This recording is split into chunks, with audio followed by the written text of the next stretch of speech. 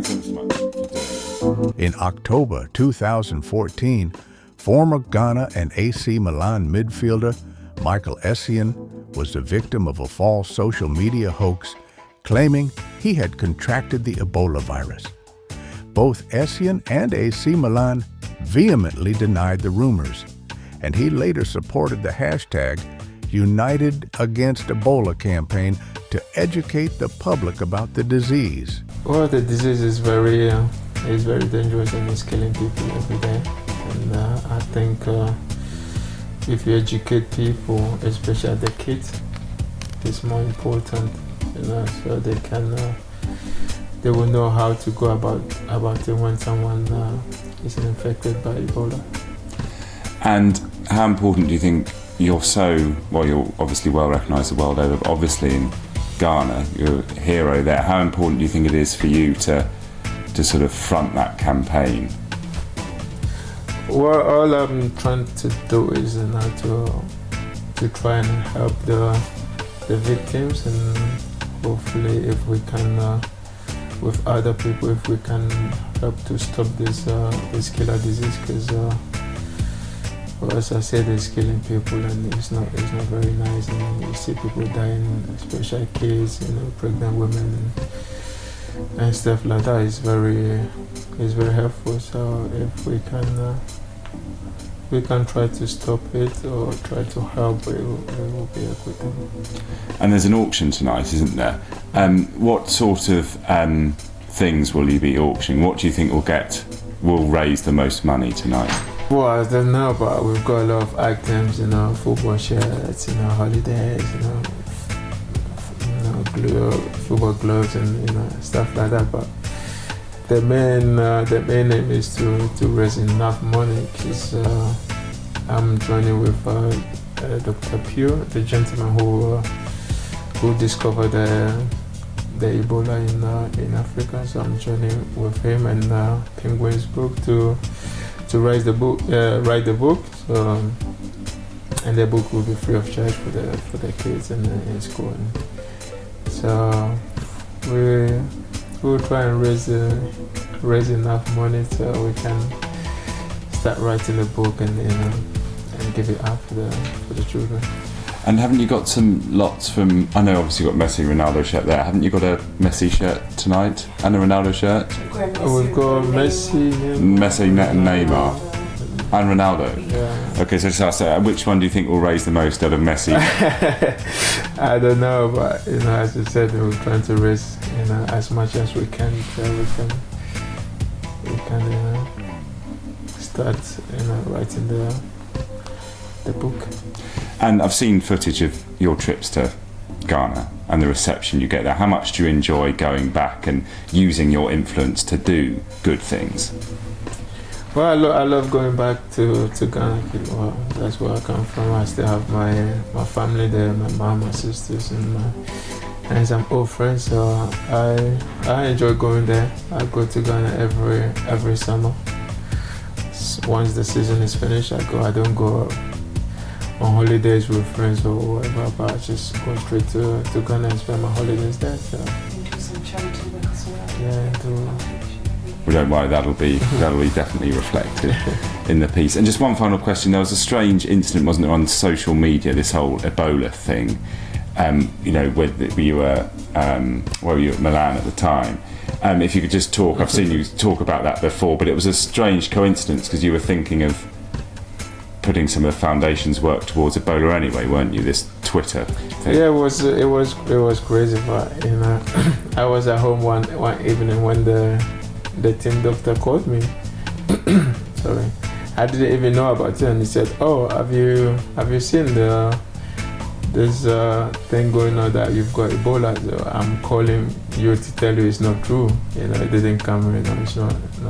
I was laughing, and we were laughing about it, but.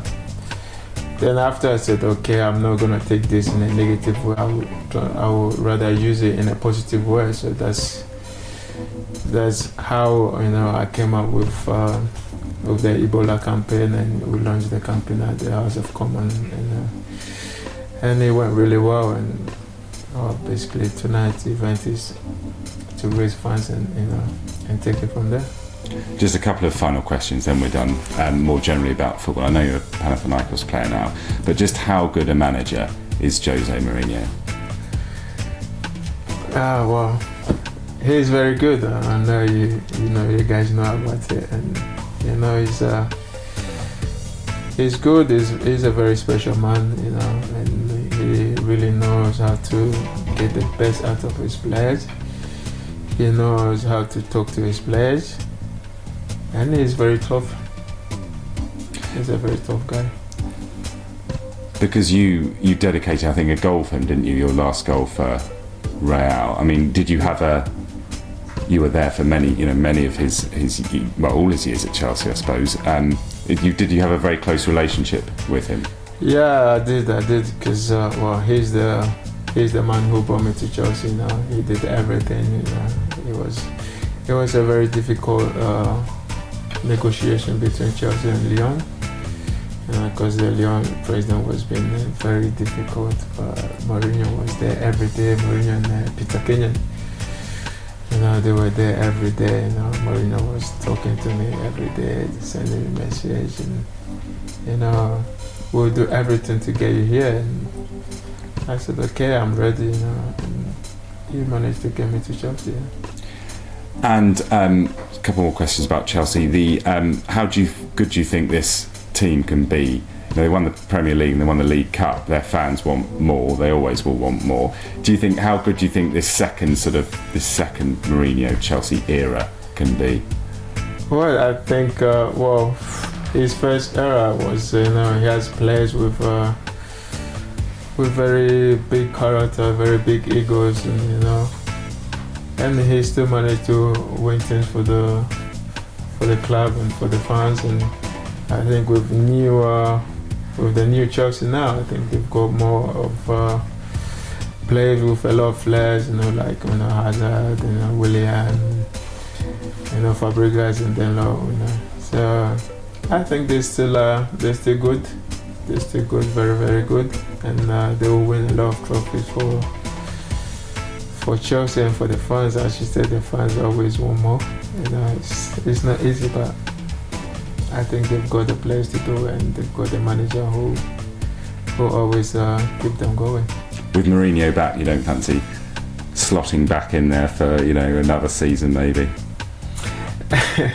I don't know about it, but in football you can never say never.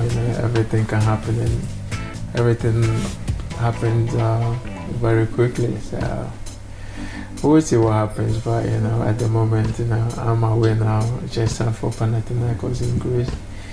It's one of the biggest clubs in Greece. So I'm looking forward to go back and start my new life with them. And just one final question about Petr Cech. Obviously, you played with him a lot. He looks like he might be going to Arsenal. He's obviously a great goalkeeper, isn't he? Of course, Peter is, for me, is one of the best, best goalkeepers in the world of football. And for him to move to Arsenal, I don't know about it, but that's football anyway. That's football really, because I think Chelsea they have Thibaut Courtois, who is a very good young goalkeeper as well. So I don't know how Peter is going to take that, but at the end of the day, it's football, and Peter is very professional, and he's a big guy. He's a big man, a top man. And, I think we'll see what happens. Just two more questions. Meeting you here, you're very relaxed. You've got a laid back, good sense of humour. The bison. So what happens when you cross that white line onto the football field? How does everything change so much? Well, on the pitch I'm a very different person, because I love the game and I'm very competitive. I always want to win. So when I'm on the pitch, I would give everything, everything to win the game. But off the pitch is a different story. I come back to normal person, the person I am, and that's me. Who came up with the nickname? Well, the bison. It's funny. Actually, it was Abidan, Eric Abidan. When he came to till Leon, I play with him. A very nice guy, and I think he gave me that name because of my physique and because of how tough I am, and he gave me that name. And just finally, we're the same age. I don't like to think of that as getting on for a football, but anyway, what is the plan? You've got your foundation. In a few years, when you do retire from playing, what do you have a plan? Do you think of coaching or moving away from the game, or have you not thought that yet? Moving away from the game, probably yes. But I'm a football man. I love the game, but I don't know. Football, you can never say never in life as well. But once I hang up my boots, I think I'll do more with my foundation, and I will be my kids' driver. I will take them to school, do their school run. So that's what I'm looking forward to do after my career. And do you think they would one day follow your lead, become footballers? For my kids? I don't know, but well, first thing for me is education, and I'll push them. Education first. I'll push them to do that. Then after, the rest is their choice. If they choose to follow football, I'll support them. If they choose to do other things, they will always have my support.